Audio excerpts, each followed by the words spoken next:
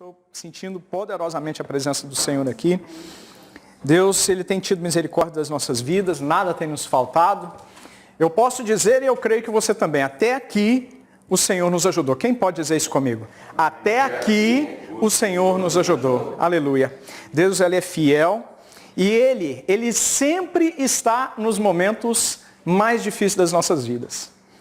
O engraçado é que Jesus nunca nos abandona. Jesus nunca nos deixa independentemente da situação. Geralmente somos nós que deixamos Jesus e pior, nós não nos damos conta. Porque muitas vezes a gente deixa Jesus para trás e a gente não se dá conta. A gente não se dá conta dessa situação. E pior, eu vou dar um passo além. Muitas vezes nós estamos dentro da igreja e Jesus não está ali conosco. Porque a nossa cabeça, principalmente na América, ela sofre um turbilhão de coisas, de acontecimentos, porque a palavra do Senhor diz que nós somos um ser tricotômico, nós somos espírito. Repita comigo, eu sou espírito. Nós possuímos uma alma, repita, eu possuo uma alma. A alma é o centro das emoções, é o centro das decisões. Tudo que você faz de errado não é culpa do seu espírito, mas é culpa da sua alma. Repita, o centro das emoções é a responsável pelas minhas decisões erradas. Quando nós decidimos por nós mesmos, nós geralmente damos com os burros na água. A verdade é essa. Porque a gente não deixa o nosso espírito entrar em contato com o Espírito de Deus. Ora, se eu sou espírito, por que eu vou deixar a minha carne decidir por mim? Porque se eu sou um espírito, significa que eu sou igual ao meu Pai. A palavra do Senhor já diz isso, que eu sou imagem e semelhança do Senhor. Repita, eu sou. Vou dizer novamente, eu sou. Mais uma vez, eu sou imagem e semelhança do Pai. Quando Deus se revelou para Moisés, ele diga assim, diga ao povo que eu sou. Uma coisa é quando nós entendemos quem nós somos na presença de Deus. Nós não somos a nossa alma, nós somos espírito. E assim como o nosso Pai é espírito, nós temos ligação direta com o céu para que nós possamos ter orientação e direção. Deus tem falado muito nas últimas semanas nesse sentido. Então eu quero que você, no seu momento de dificuldade nessa terra, você se lembre, eu sou espírito. Então está na hora de eu entrar para o meu quarto em secreto e falar com o meu Pai que me ouve em secreto também. Nós temos essa linha de acesso diretamente. Antes de Jesus, não. Antes de Jesus as coisas eram mais complicadas, porque havia um véu que separava até os sacerdotes do lugar santo do lugar santíssimo. Mas com Jesus Cristo, a palavra do Senhor diz que no momento que Ele entregou o seu Espírito, esse véu foi rasgado, significando que nós, eu e você, por mais simples, por mais humilde, por mais que nós não saibamos orar, nós temos acesso a conversar com o Pai. Então quero te lembrar, nesse momento, nessa manhã de hoje, que nós somos espírito, nós possuímos uma alma e só estamos habitando um corpo nesse momento. Que isso aqui é passageiro. Andres é passageiro. Daniel, passageiro. Antes de mais nada, eu quero agradecer pela visita do Daniel, Rúbia. Sejam muito bem-vindos em nome de Jesus. Tenha a grande comissão Church como a família de vocês aqui na América, tá? Mais uma vez, Andrés e esposa. Muito obrigado pela visita de vocês também, a gente fica muito feliz. Já são de casa, amém, glória a Deus. Que vocês se sintam cada vez mais à vontade no nosso meio, né? E contem conosco, tá, Daniel? Você ainda não sabe disso, mas contem conosco, que não é da boca para fora, para o que vocês precisarem aqui na América. Do menor ao maior, nós podendo, estando ao nosso alcance, nós estamos aqui para ajudar e para servir. Mas enfim, não deixe o seu corpo definir esse momento da sua vida, porque às vezes o cansaço, ele vem sobre os nossos lombos, né? Sobre as nossas costas, é tanta coisa acontecendo ao mesmo tempo. Não desista, não desista. Você pensa que chegou nessa terra por acaso, ou por algum motivo pessoal? Não. Quero te lembrar o seguinte, eu quero te dar a chave da prosperidade, não só nos Estados Unidos, mas aonde você estiver. A palavra do Senhor diz que em primeiro lugar nós temos que ter fé em todas as coisas, em tudo que nós vamos fazer. Eu creio que você é um homem ou uma mulher de fé, eu não tenho a menor dúvida disso, porque se você teve coragem de largar o conforto do Brasil, onde você tinha do bom e do melhor lá, tinha os problemas do Brasil, mas enfim, você enxergou nesse lugar mais possibilidades. Você veio para cá, para uma terra estranha, talvez você não tenha documento aqui ainda, talvez você tenha, mas enfim, você não fala inglês nativo, já é um desafio. Então, se você largou tudo para trás, onde você tinha mais chances e mais, talvez, oportunidades de dar certo, e veio para cá, eu já vejo uma fagulha, pelo menos uma fagulha de fé dentro de você. Então, tudo que você for fazer, em primeiro lugar, tenha fé que vai dar certo. Tenha fé que vai dar certo. A palavra do Senhor diz que sem fé, quem me ajuda no final? É impossível agradar. Sem fé é impossível agradar a Deus. Em segundo lugar, tudo que você for fazer, você tem que apresentar no altar do Senhor primeiro. A partir do momento que nós entendemos que nós somos homens e mulheres espirituais, nós precisamos ter isso em mente. Se é alguma coisa, não só a minha vida está envolvida, mas envolve a minha esposa, envolve os meus filhos, envolve os meus negócios, apresenta no altar primeiro do Senhor. Deus continua falando, minha gente. Deus continua falando, só que parece que a gente se esquece disso. Então daí é que eu estou dizendo e afirmando para você, que muitas vezes a gente pensa que Jesus está conosco, porque nós estamos na igreja, todas as semanas nós estamos encontrando com os irmãos, quando a gente liga para o irmão a gente está falando de Deus, todos os meses a gente ceia, mas às vezes você olha para um lado, olha para o outro, e parece que nada está dando certo. O que será que está acontecendo? E eu estou aqui como homem de Deus nessa manhã para dizer que talvez você tenha deixado Jesus para trás, como é o que a gente vai ver aqui na palavra de hoje. E olha, não se sinta magoado nem machucado com a palavra de hoje. Sinta que é um momento que Deus está te dando, uma oportunidade que Deus está te abrindo para que você se lembre que Ele não pode ficar para trás em absoluto. Lembre-se, não somos nós que vamos na frente e Jesus vem atrás, consertando os nossos problemas. Ele vai na frente e a gente vai seguindo atrás.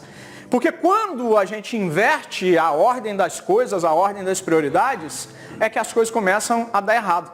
A palavra do Senhor é muito clara. Outra chave de sabedoria que eu quero te entregar nessa manhã de domingo. Palavra do Senhor. Quem está traduzindo? Ah, Ju, desculpa. Resumidinho, só para colocar ali a barra. Amém. Resumido do que, meu amor? Não, deixa a Ju ajudar ele, né? Bom, mas nós então temos que entender que quando nós colocamos as coisas nas ordens corretas, as coisas acontecem. Qual é a ordem correta? Eu sempre, daqui 30, 40, 50 anos, eu vou estar sempre entregando para a igreja a mesma chave de prosperidade. A palavra do Senhor diz, coloca o meu reino em primeiro lugar. Vou repetir, coloca o reino em primeiro lugar. Daniel, Andres, Pastor Flávio, Deus não está interessado no negócio de vocês. Eu sinto muito. Deus não está interessado, a não ser que o negócio de vocês venha favorecer o crescimento do reino de alguma forma. Deus não está interessado na vitória do pastor Cláudio aqui nos Estados Unidos. Deus não está interessado em me dar documentos aqui nos Estados Unidos. Está escutando bem isso, Rubens? Guilherme, você que está com 21 anos, você está escutando bem isso, Mateus? Deus não está interessado na vitória financeira de vocês, a não ser que a vitória financeira não seja o alvo principal de vocês. Tudo isso é consequência daquilo que nós entendemos na palavra. A palavra de Deus ela é muito simples. Para mim, a palavra de Deus, ela salta aos olhos. Eu espero ser capaz, pelo poder do Espírito Santo, fazer com que essa mesma palavra salte aos olhos de vocês nessa manhã. Na verdade, pela autoridade do nome do Senhor Jesus, pelo poder que me foi dado na autoridade do nome do Senhor Jesus, eu quero anular todo o entendimento material, todo o raciocínio natural que você tem, para que você possa entender no Espírito. É de Espírito que derrama em mim, falando no seu Espírito nessa manhã. Porque se você pegar essa chave de prosperidade, tudo que você fizer vai dar certo.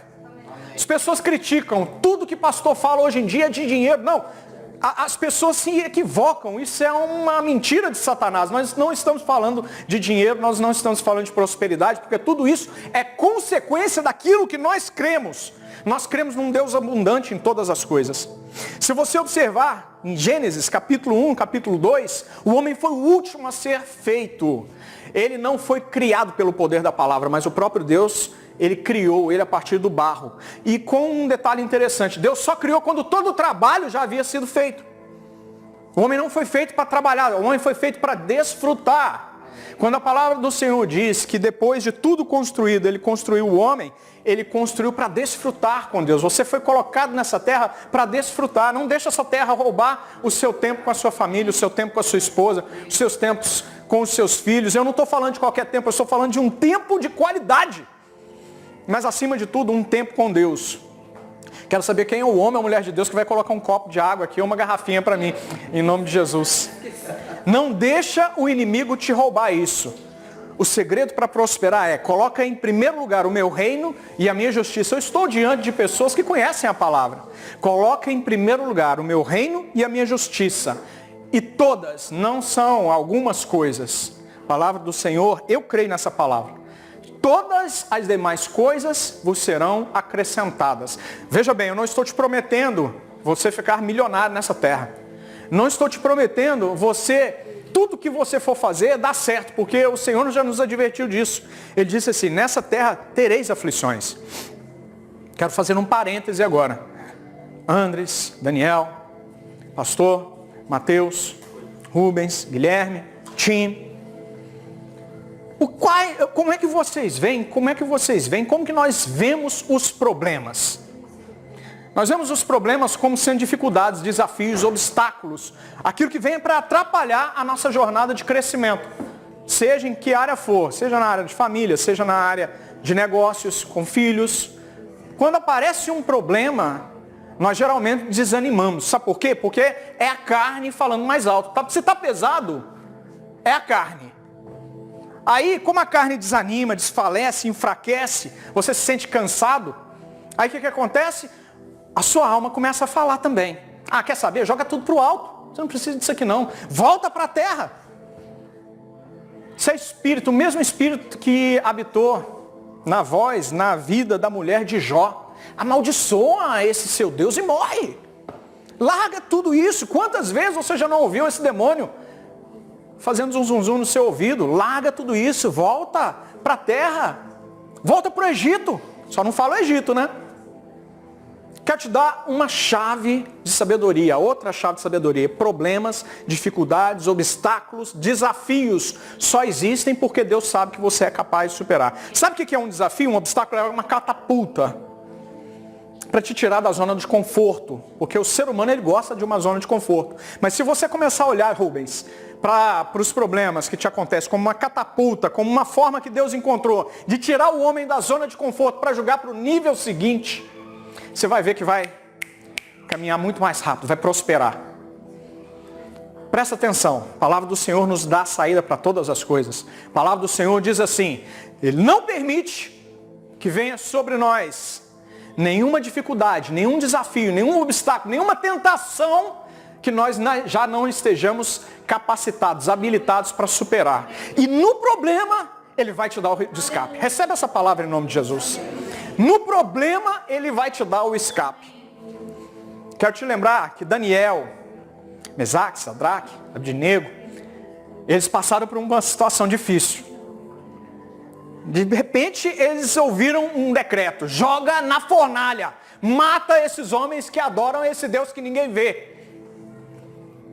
Deus não livrou eles da fornalha. Eles entraram para dentro da fornalha. Talvez você esteja se sentindo, pastor, numa fornalha nesse momento. Mas é nesse momento de fornalha que Deus te dá a oportunidade de superar o desafio. De passar por cima do desafio. Veja bem, não é você. Deus está te dando uma oportunidade de assistir os milagres dele acontecerem na sua vida. Disseram assim para Jesus, sempre querendo pegar Jesus, né? Senhor, esse homem nasceu cego. Quem pecou? Foi ele? Ou foram os pais dele? Pai, mãe, quem foi que pegou ele? Ou os pais dele? Jesus, maravilhoso, como sempre ele disse assim, nem ele, nem os pais dele, mas ele nasceu cego para que na vida dele se manifestasse a glória de Deus. Sabe por que você está passando por esses problemas? Para Deus te jogar num nível seguinte. Deus vai te catapultar de uma forma tão alta que nem você vai acreditar. Sabe por quê? Porque na sua vida tem que manifestar a glória de Deus. Não é aquilo que Deus pode fazer por você, é aquilo que Ele já fez. E quando nós entendemos isso, quando nós entendemos essa paternidade, que Deus não é um Deus distante. O Deus do Antigo Testamento era um Deus distante. Haviam rituais para se aproximar, rituais de sacrifício. Aí veio Jesus, e ninguém consegue entender isso. Com um único sacrifício, Ele já resolveu todos os problemas. Deus já resolveu todos os problemas. Sabe o que significa a cruz do Senhor Jesus? Cruz do Senhor Jesus não significa só salvação, é um pacote de coisas, de bens, de acontecimentos que já estão determinados para a minha vida e para a sua vida. Só falta a gente tomar posse, acreditar, reconhecer que Deus é. Eu sou. Foi assim que ele se revelou. Deus é, e assim como ele é, você é também. Porque a palavra do Senhor me garante que eu sou imagem e semelhança do Deus vivo. Toma essa palavra como posse, como sua. Diga assim, eu sou imagem e semelhança do Deus vivo. Amém?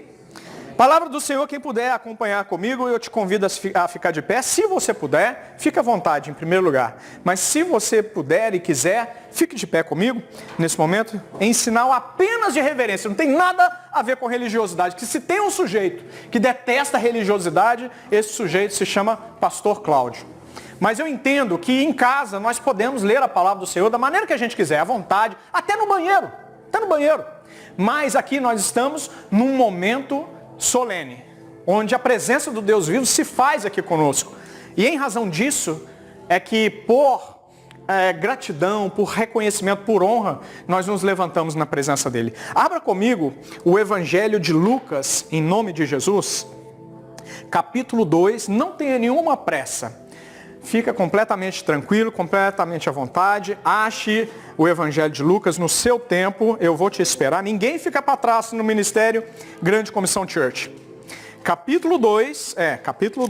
E eu vou te convidar aí para o verso 41.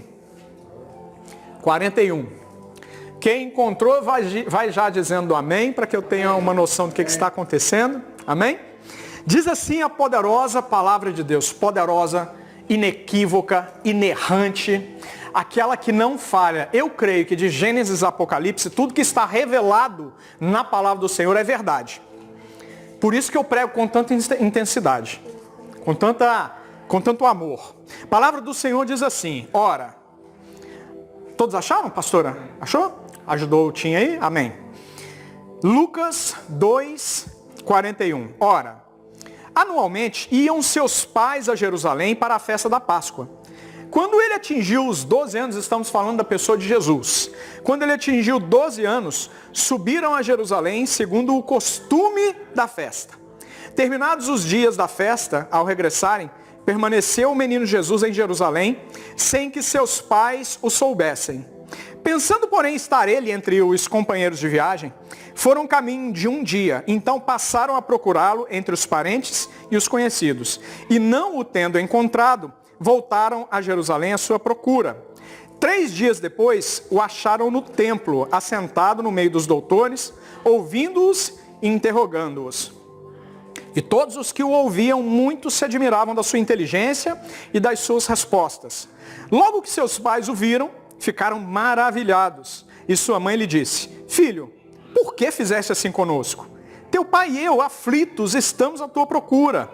Ele lhes respondeu, por que me procuráveis? Não sabias que me cumpria estar na casa do meu pai? Não compreenderam, porém, as palavras que lhes dissera. E desceu com eles para Nazaré, e era-lhes submisso. Sua mãe, porém, guardava todas essas coisas no coração. E crescia Jesus em sabedoria, estatura e graça diante de Deus e dos homens. Amém? Pai, eu quero apresentar a tua palavra nesse momento. A palavra não é minha, Deus, mas é a tua santa palavra, Pai. Eu creio, meu bom Deus, que tudo que está relatado na Bíblia Sagrada, no texto sagrado, é inspiração tua, Pai. Foi escrito por homens, mas foi inspiração do Espírito Santo. Por isso eu creio, meu bom Deus, que de Gênesis a Apocalipse é a verdadeira revelação que nós precisamos, Pai, para tudo na nossa vida.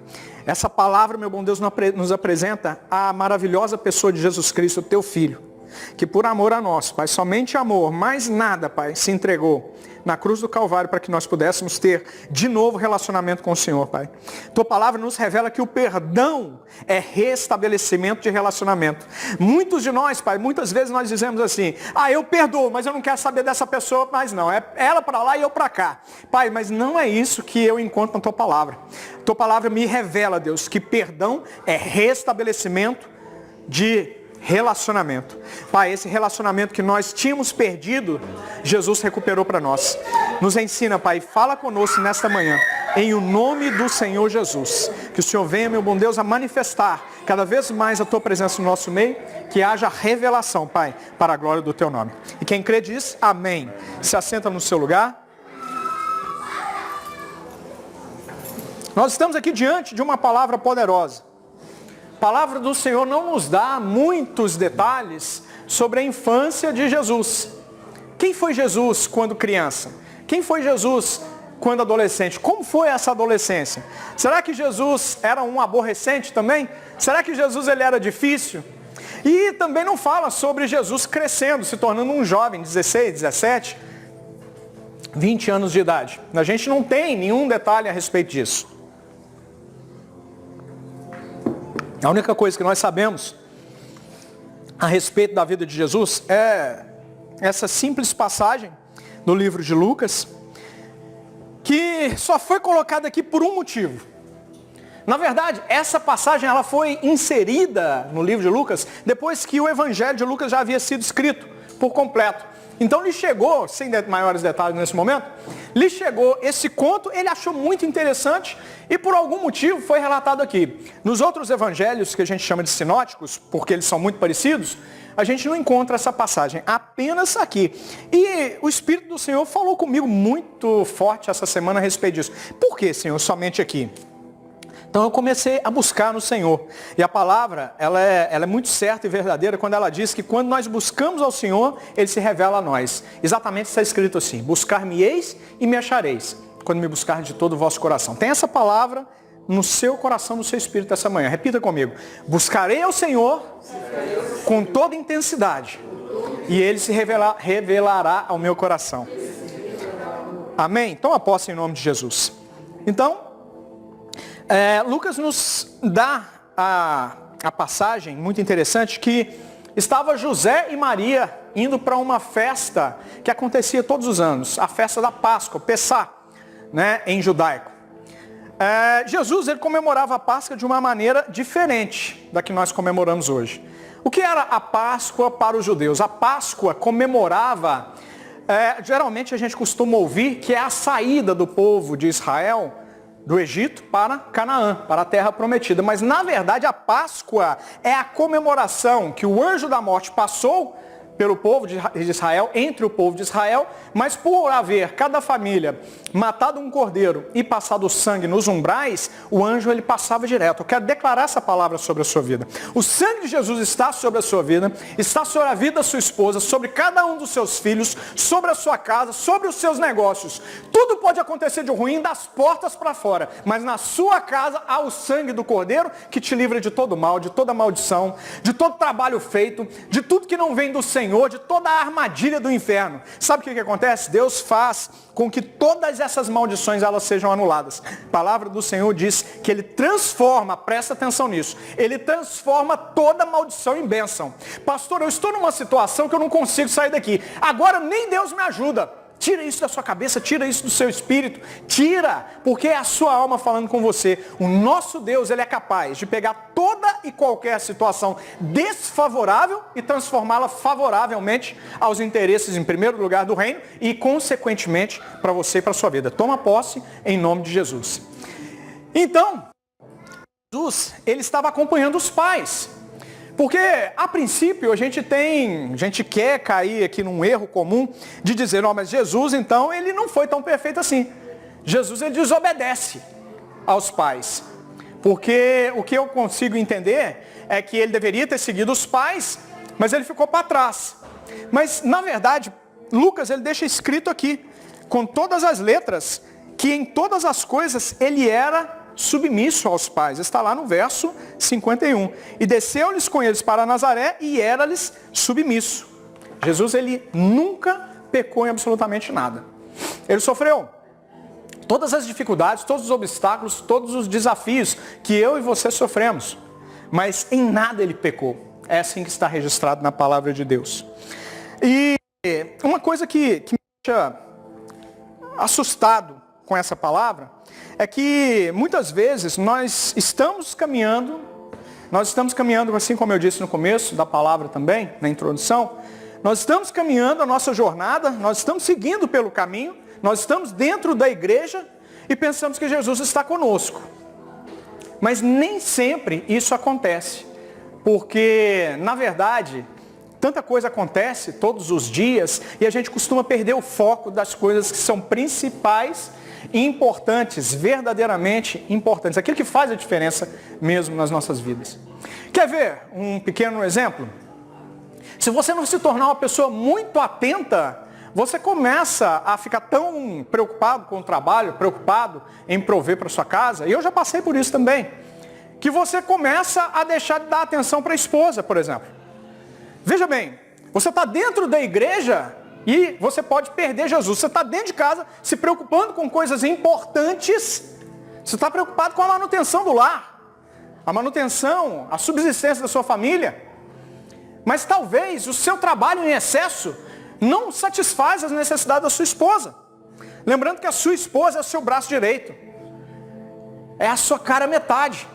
É aquela pessoa que Deus te colocou no caminho para ser a sua ajudadora. Você tem prestado atenção nas necessidades da sua esposa? Você tem prestado atenção também nas necessidades do seu filho? Porque às vezes você trabalha tanto, mas tanto. Olha só, eu não estou criticando. Estou apenas dando a devida importância que as coisas na verdade têm. Você está fazendo tudo certo, aos seus olhos naturais, aos seus olhos. Nós como homens, como provedores, nós temos isso. Eu sou o provedor da minha casa. Mas será que é realmente de fato mais importante? Será que sua mãe, será que a sua esposa, Rafael pulou lá no fundo e por um ato falha aqui, sua mãe, não, a mamãe está aqui. Será que é de fato o mais importante, o trabalho em excesso, para você manter as suas coisas dentro de casa? Será que se você tirar um tempo com a sua família, com a sua esposa, com os seus filhos, um tempo de qualidade, onde você não é escravo do celular. O meu celular está gravando agora. Hoje em dia, a gente está tão envolto por essa dinamicidade das coisas, tantas coisas acontecendo ao mesmo tempo, a gente tem acesso a tudo na palma da mão. Todo e qualquer tipo de informação, boa e ruim, ela chega na nossa mão por push, por sistema push. Ela é empurrada para dentro de nós. Ela é empurrada para dentro do nosso celular. Esses avisos que a gente fica recebendo o tempo todo são de distrações, são ladrões de tempo. Ainda vou pregar sobre isso. Para fazer com que a gente pare aquilo que a gente está fazendo e a gente vai ver, cresce uma curiosidade. Nada disso é por acaso. Os aplicativos, eles não são criados ou imaginados para funcionar de uma forma casual. Tudo é planejado, é para tirar o seu tempo, para tirar o seu foco. Então você está, de repente, com a sua família num restaurante, mas toda hora que o seu celular toca, você para de dar atenção para a sua esposa ou para os seus filhos para ver o que está acontecendo. José e Maria passaram por uma situação parecida. Eles estavam fazendo tudo certo. Eles estavam dentro da igreja. Prestando atenção numa coisa, era uma festa anual, era uma coisa corriqueira. Eu quero dizer para você o seguinte, sua família não é corriqueira. Esposa, você só tem uma. Filhos, você só tem aqueles que Deus te deu. Nada deles, ou a respeito deles, é corriqueiro e sem importância. Para tudo que você está fazendo e começa a dar atenção para as pessoas que são mais importantes para a sua vida. Jesus, ele se tornou, para José e Maria, algo corriqueiro naquele momento. Veja bem, era filho deles, mas naquele momento ele foi esquecido. Ele foi esquecido para trás. Por quê? Porque eles confiaram que Jesus estaria entre eles. Eles estavam dentro da igreja, eles estavam indo para Jerusalém para comemorar a Páscoa. Foi todo mundo junto. Mas na hora de voltar, alguma coisa aconteceu que tirou a atenção deles. Talvez se eles tivessem os aparelhos celulares na época, talvez pudesse ser um celular. Ficou tão envolvido ali com os problemas, os negócios chegando, coisas que precisam ser repostas na empresa, e que ele simplesmente deu mais atenção àquilo, porque aparentava, parecia ser mais importante, e o que era de verdade importante ficou para trás. Jesus, ele passou por uma situação assim. O problema é que Jesus, ele tinha muita certeza da identidade dele. Observa bem, pensando porém estar ele entre os companheiros de viagem, foram caminho de um dia e então passaram a procurá-lo entre os parentes e os conhecidos. Poxa, José e Maria, eles por 24 horas, um dia, só um dia depois que eles tinham saído de Jerusalém, é que eles se deram conta que a ficha caiu. Ó, cadê Jesus? Deus me coloca aqui como profeta do Senhor nessa manhã para lembrar você, fique esperto, cadê Jesus? Cadê Jesus na sua vida, na minha vida, nos seus negócios, na sua casa? Homem, você é sacerdote da sua casa. Você tem sido sacerdote da sua esposa? Você tem sido sacerdote da sua família, dos seus filhos? É uma responsabilidade minha, é uma responsabilidade sua. A sua casa é responsabilidade sua. Quando nós entendemos essa responsabilidade, nós nos tornamos os patriarcas da nossa casa. Você sabia que você é patriarca da sua casa? O que é um patriarca? O patriarca é aquele que dá a direção. É aquele que no momento de dificuldade é o que apazigua a casa. Não, meu amor, fica tranquila. Nós estamos passando por isso, mas isso é uma catapulta. Não. Voltar para o Brasil, não. Nós não somos daqueles que retrocedem, diz a palavra do Senhor. Repita, nós não somos daqueles que retrocedem. Nós somos da fé para a conservação da alma. Hebreus 11. Nós não estamos aqui para retroceder, para voltar para trás. A menos que Deus nos direcione. Deus nos leve. Porque se Ele quiser levar, não seja como Jonas. Não queira fazer da sua forma. Porque talvez você tenha que passar 3 dias dentro da barriga de um peixe, para de repente você acordar, para procurar Jesus de novo, se achar, mas aí o trabalho que você já passou, e o tempo que você já perdeu. Nós precisamos estar atentos. Jesus não pode ficar para trás. Jesus é aquele que precisa estar dentro da minha casa, da minha vida. Vida de oração. Vida de oração. Tranquilo. Deixa comigo. Vida de oração. Homem, mulher de Deus. Se você não começar a exercer aquilo que a Bíblia fala, a Bíblia ela só se torna uma Bíblia. O que é a Bíblia, pastor? É uma conjunção de livros. São 66 livros na nossa Bíblia reformada protestante. De Gênesis a Apocalipse.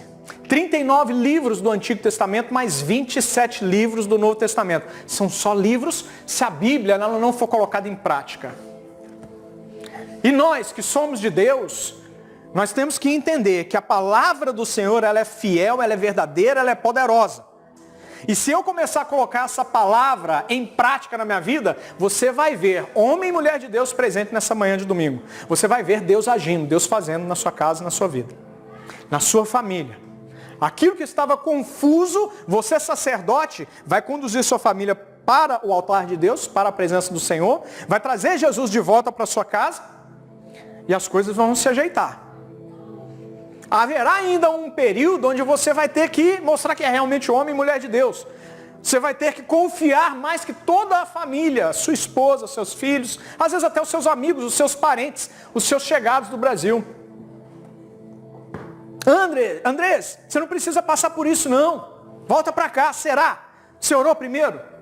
É a sua carne decidindo? É a sua alma decidindo ou é Deus falando com você? Porque quando Deus fala, você vai ouvir. Se Deus falar com você, Ele pode falar na palavra, você sozinho no quarto. Ele pode usar um homem de Deus para falar com você, pode usar o seu pastor, pode usar um profeta. Como que você ouve a voz de Deus? Cada um tem a sua particularidade. Sabe como eu ouço a palavra, Deus falando comigo? Eu ouço Deus falando comigo o tempo todo, eu estou sempre ligado. Entendeu? Eu já ouvi várias vezes. Última vez que eu ouvi, muito recentemente, foi na boca desse profeta aqui, pastor Flávio. Nós estávamos passando por uma situação e eu ouvi claramente Deus falando comigo. Pelo jeito que ele olhou. Pela autoridade na voz dele. Pastor, o senhor não precisa de ninguém não, o senhor precisa começar o seu ministério. Eu ouvi Deus falando na boca do profeta. Eu não estou querendo impressionar ninguém, nem tornar ninguém emotivo. Já falei isso para ele, eu ouvi Deus falando na sua boca comigo. Deus vai falar com você, você tem que identificar, você tem que saber quando Deus está falando com você. E talvez você até hoje não tenha ainda descoberto como Deus fala com você. E para você que é homem de Deus, você não pode abrir mão disso, porque a presença do Senhor é algo inegociável. Nós não podemos abrir mão da presença de Deus nas nossas vidas. Porque Deus, Ele estando conosco, nós somos invencíveis. Nós somos invencíveis. O mundo costuma dizer assim, se Deus estiver conosco, a maioria é conosco. Mas veja bem, a maioria não ganha nada não. Vou te dar um exemplo clássico, um jogo de xadrez. Quem é enxadrista sabe o que eu estou dizendo. A pessoa ela pode ter uma maioria de peças, pode ter uma vantagem de peças. Mas se você for um estrategista, você dá uma volta na maioria das peças e você ganha o jogo.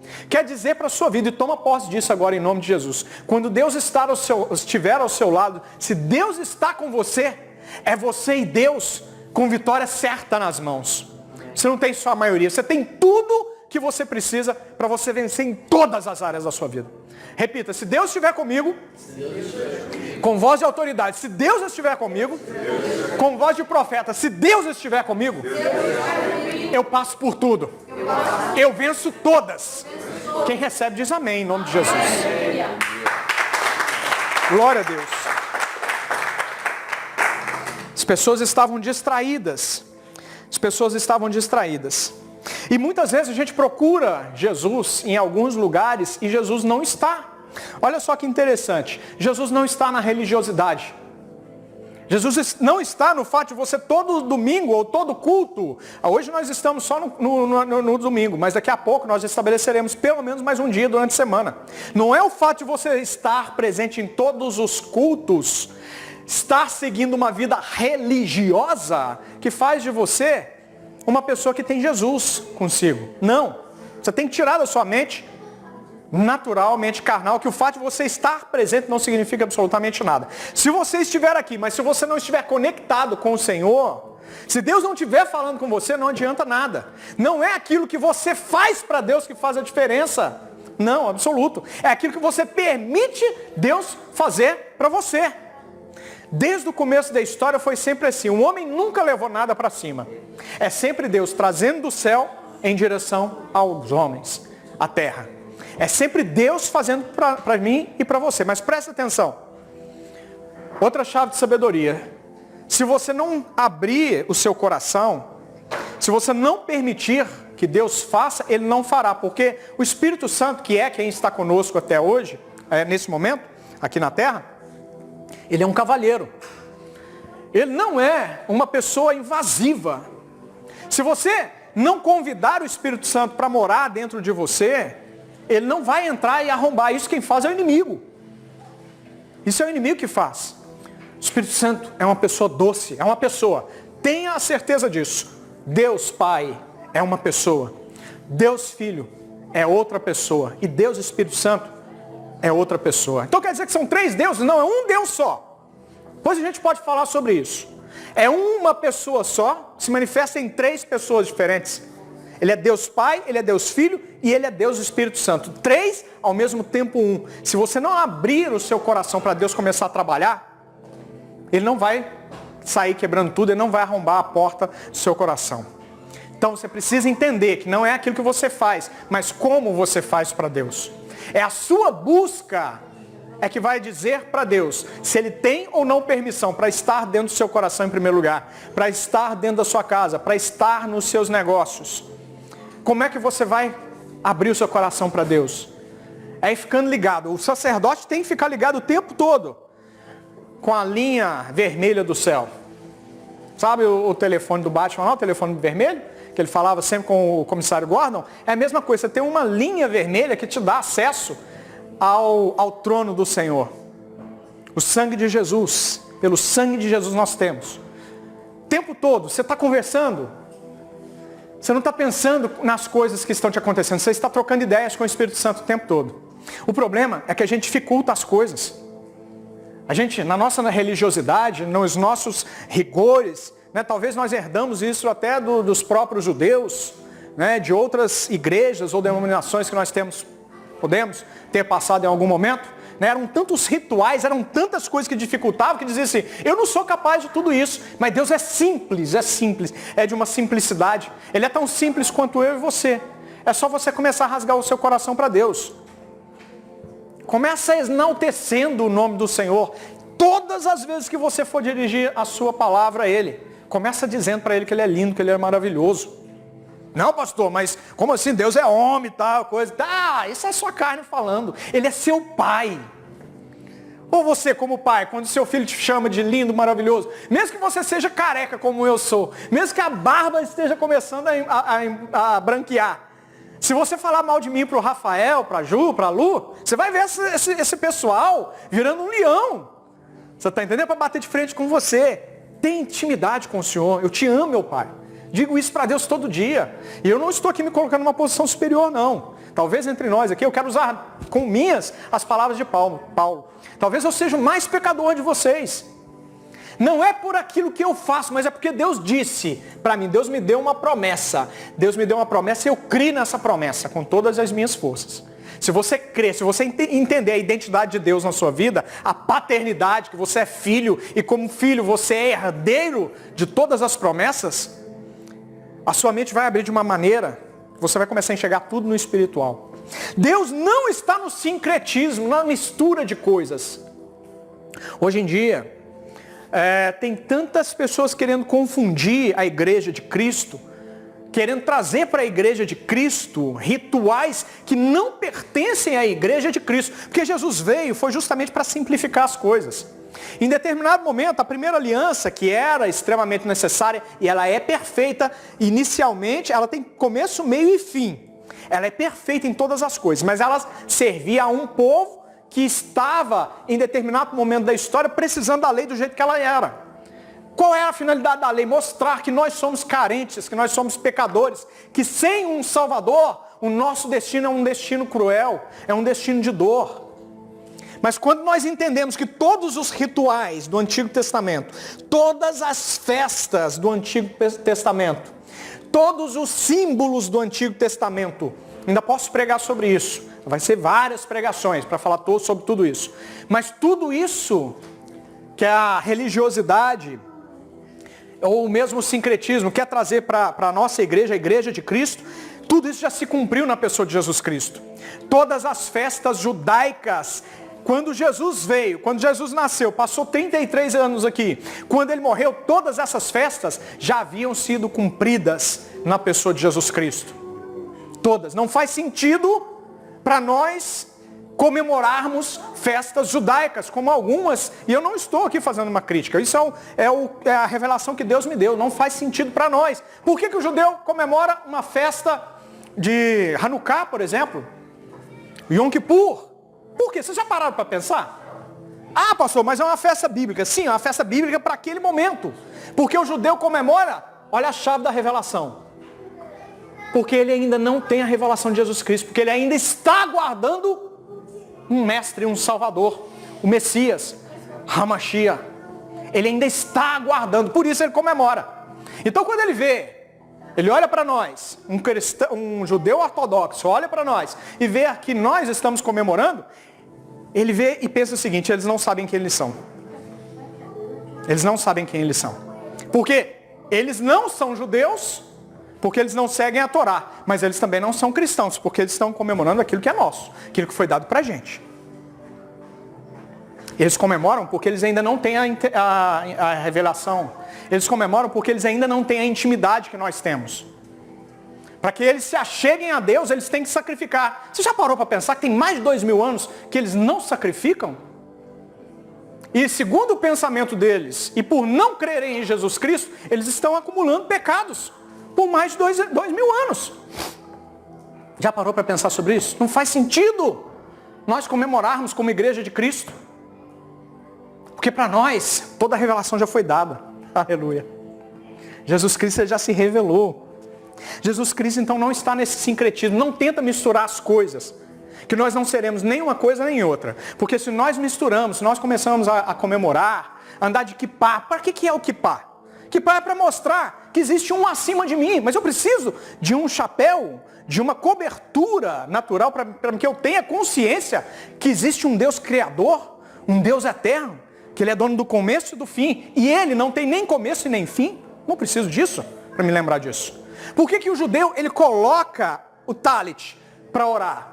Porque naquele momento, o pensamento do judeu é: eu estou coberto pelas leis do Senhor, aqui eu estou protegido pelas leis do Senhor e nada pode me atingir.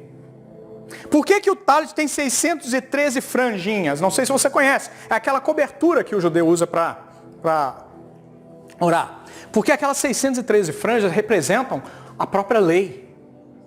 Nós não estamos sob o jugo da lei. Paulo cansou de falar sobre isso. O livro de Gálatas, ele vem justamente para desmistificar. O judeu, ele sempre teve um problema muito grande com o misticismo. Nós não somos místicos. Nós somos cristãos. Nós temos toda a revelação que nós precisamos. Então, se alguém quiser te confundir, você tem que orar a Deus, repreender esse espírito de confusão. Porque o inimigo, ele vai tentar te enganar dentro da igreja. Nós precisamos estar atentos a isso. Porque Jesus não está nesse lugar. Se você coloca a lei para cobrir, enquanto você ora, a palavra de Deus diz que é tudo muito simples. Vai para o seu quarto, ora em secreto, que ele vai te ouvir no secreto e vai te responder. Nós não precisamos de absolutamente nada disso. Porque senão nós anulamos o sacrifício de Jesus. Ah, pastor, a gente está só comemorando. Você tem um peso espiritual sobre isso. Tudo que eles fazem, os judeus faziam e fazem, há um peso espiritual sobre isso. Nós precisamos entender isso. Nós somos cristãos, lavados e remidos no sangue do Cordeiro. O sacrifício dele foi único e não precisa de outro. Amém? Jesus não está na teologia. Pastor, mas eu quero fazer teologia. Olha só que interessante. Tudo parece coisa que faz sentido. Dentro da igreja, religiosidade, né? Eu sou religioso, estou sempre na igreja, o sincretismo. Pastor, mas faz parte da Bíblia. E agora a teologia. Pastor, eu quero aprender mais sobre a palavra de Deus. Amém. É uma benção. Foi o melhor curso que eu fiz na minha vida. Eu fiz 3 cursos de teologia. Foi o melhor. Deu de lavada no direito. Deu de lavada depois no mestrado. Teologia abriu a minha mente de uma maneira tal, entendeu? Que eu comecei a enxergar. Eu sempre indico para as pessoas e coloquei aqui para o ministério, para a liderança do ministério. Gente, vocês precisam ler a palavra. Se você ler a palavra por inteiro, é algo sobrenatural que vai acontecer. Eu não sei te explicar. É algo que você só pode viver. Não é um conhecimento que você transmite. O conhecimento eu transmito, eu sou capaz. A gente coloca uma lousa aqui e eu te dou aula de teologia, de várias matérias, o que você quiser. Mas a experiência, ela é sua. A experiência, ela é sua, ninguém te rouba e a experiência, ela é intransferível. Você não consegue transferir. Você precisa viver isso, você precisa ler de Gênesis a Apocalipse. Pastor, mas é um livro muito grande, olha a sua carne falando aí, ó. Olha a sua alma falando aí, ó, quando você vê o livro. Passa tão rápido, é uma leitura tão gostosa. E eu vou te dar uma chave aqui, hein? Presta atenção. Teologia é maravilhoso, mas se você quiser aprender teologia, leia Romanos, que você já vai saber toda a teologia necessária para a sua vida e para outras vidas. Para você salvar, para você ser instrumento de Deus para salvar outras pessoas. Sabe o problema da teologia? É que geralmente os teólogos... Isso é dito nas primeiras aulas de teologia, né? Toma cuidado com a teologia. Porque a teologia, ela pode esfriar a sua fé. Eu não considero assim. Eu considero que a teologia, ela aumenta e muito, ela maximiza a nossa fé. Ela nos possibilita entender coisas que a princípio parecem muito intrínsecos, muito confusos, complexas. A teologia, mas geralmente as pessoas, isso acontece com muitas pessoas. Já vi isso acontecer várias vezes. A teologia faz com que a pessoa se sinta autossuficiente. Não, eu sei tal coisa. A teologia faz com que a pessoa ela fique muito concentrada na letra da palavra de Deus e ela se esqueça de viver o espiritual. A palavra do Senhor diz assim, e o contexto cabe o mesmo, entendeu? Que a letra mata, mas o espírito é quem vivifica. O problema de se estudar teologia em excesso é que você fica uma pessoa culta demais e passa a considerar que o relacionamento ele já não é tão importante. E o pior é que isso não acontece de uma maneira que você identifica. Vai acontecendo de uma forma subliminar, devagarinho. E quando você se dá conta, você é simplesmente uma pessoa da letra. Você só tem o conhecimento logos, mas o rema que faz a diferença, você não sabe absolutamente nada. Aí você começa a ver milagres acontecendo, como aconteciam com os homens daquela época. Você começa a ver milagres acontecendo e vai começar a questionar os milagres e procurar explicações naturais para aquilo que é inexplicável. E o pior, vou além, você para de viver milagres na sua vida. Porque você já vai começar a achar que é tudo natural e as pessoas estão inventando, elas estão delirando. Milagre é verdadeiro. Se você precisa de um milagre, é que eu estou aqui como homem de Deus que sou, para dizer que milagres ainda acontecem. Basta que nós creiamos. Qual é o segredo para o milagre? Jesus deu a chave. Diz assim, crê somente. Quer uma coisa mais simples do que isso? Mas como assim, pastor? Crê somente? Minha situação está muito difícil. A palavra do Senhor diz assim, que nós precisamos ser como crianças na presença de Deus. O que isso significa em última instância? Seja simples e creia no milagre como uma criança crê. Você pegar um filho de 4, 5 anos, quantos anos que tem o seu menininho? Vai fazer 4. Presta atenção, Andrés. Tudo que você disser, pela autoridade que você tem, pelo pai que você é, pelo homem que você é, por aquilo que você projeta na vida dele, como é que é o nome dele? Andrés também. Ele vai acreditar. Por mais idiota, por mais absurdo que possa parecer, o Andrés vai acreditar. Por quê? Por causa da simplicidade dele. É essa simplicidade que nós precisamos resgatar. É essa simplicidade da verdade da palavra de Deus que vai acontecer. Milagre vai acontecer na sua vida. Não coloca objeção, não coloca dificuldade. A palavra do Senhor diz assim, você tem que ter isso tudo em mente. Por acaso, é o próprio Senhor falando, há impossíveis para Deus?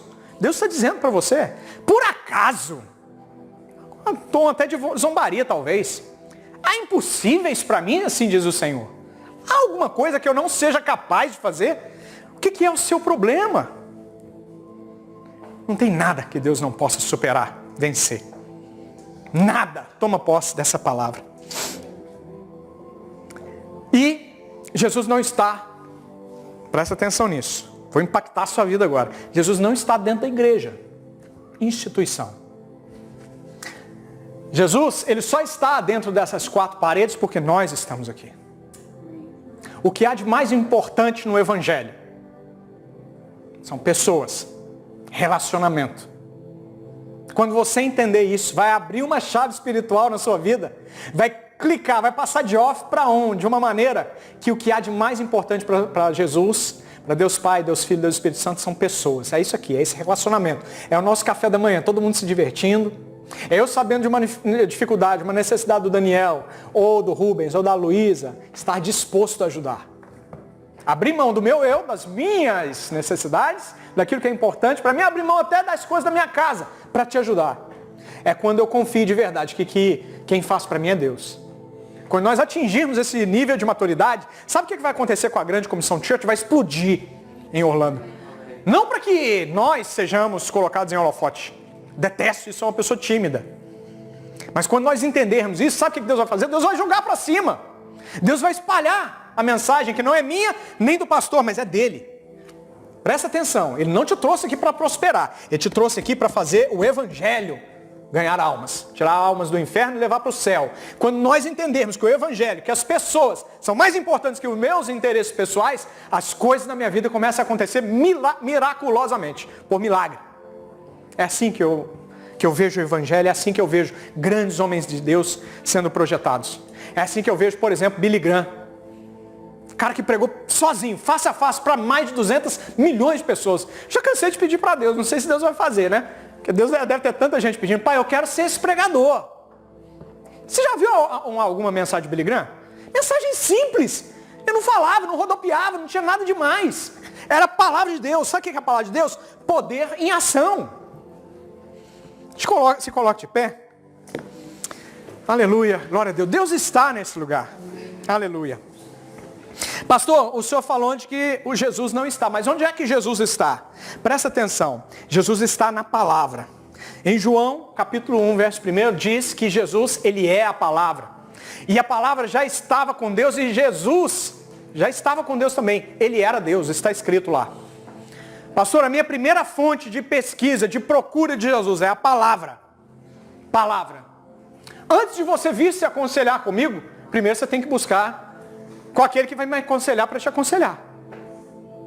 Antes de você passar uma mensagem para mim ou me ligar, veja bem, eu estou falando, você tem toda a liberdade, faça isso, por favor, me permita ser um canal de bênção na sua vida. Mas primeiro, você como homem, como mulher de Deus, você tem que falar com Deus. Você tem que apresentar no altar primeiro. Apresente aquele que pode resolver. Porque eu sou limitado. Eu vou poder te ajudar só até um certo ponto. Qualquer um dessa sala aqui vai poder te ajudar até um certo ponto. Mas aquele para o qual não existem limites se chama Deus Todo-Poderoso, Jesus Cristo. Para Ele não existem limites. Então, em primeiro lugar, pastor, o que eu tenho que fazer? Começa a ler essa palavra. A palavra do Senhor diz, medita neste livro de dia e de noite. Se você quer alcançar as bênçãos do Senhor, medita. Não precisa responder. É de você para com Deus. Daniel, você tem meditado na palavra do Senhor? Ju, você tem meditado na palavra do Senhor? Rúbia, Mateus, Rubens, medita. Quer vitória nesse lugar? Medita na palavra de Deus. É aqui que está a solução. Tim, think in God's word. 24 hours a day. This is the best one for your life.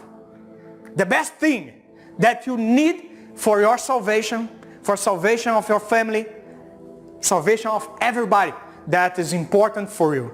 Amen? I love you in Jesus Christ. You are very important to me. I don't speak English very well, but I'm trying. I'm gonna do. Amém? A palavra do Senhor diz, o que você ligar na terra está ligado no céu. Você tem que crer nisso.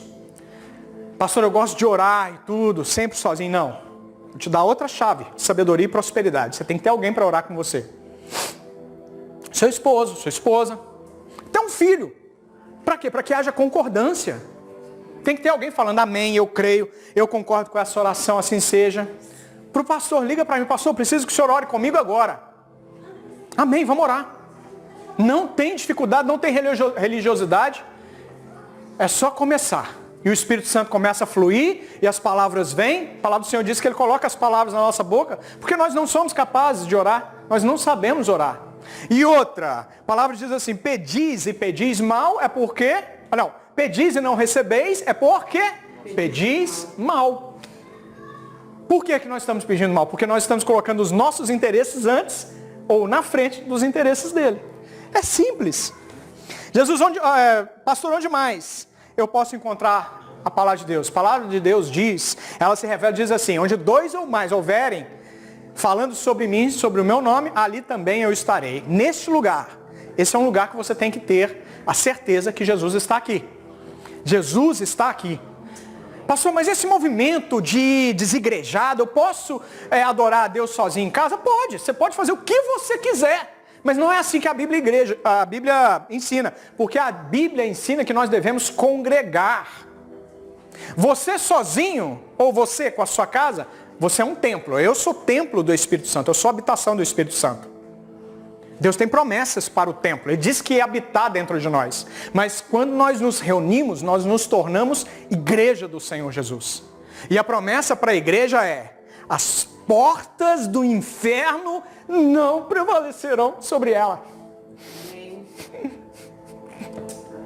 Quando nós estamos juntos, nós somos mais fortes.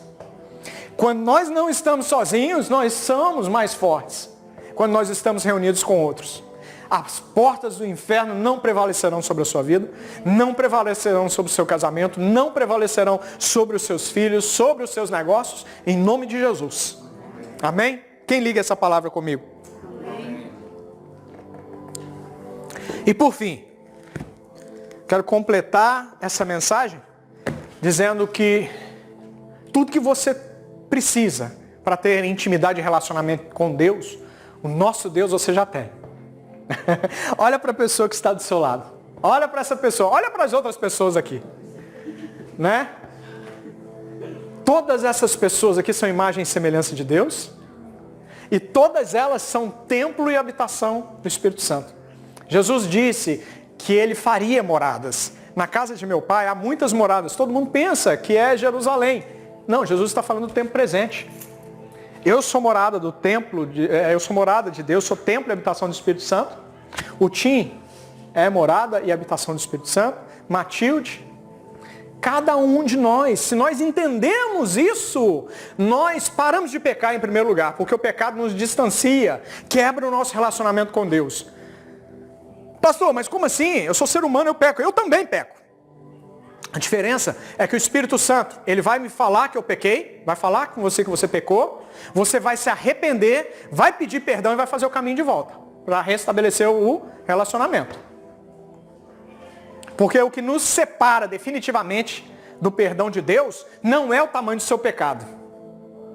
Vou te dar uma revelação aqui. Você não pode, presta atenção, você não pode surpreender a Deus com um pecado.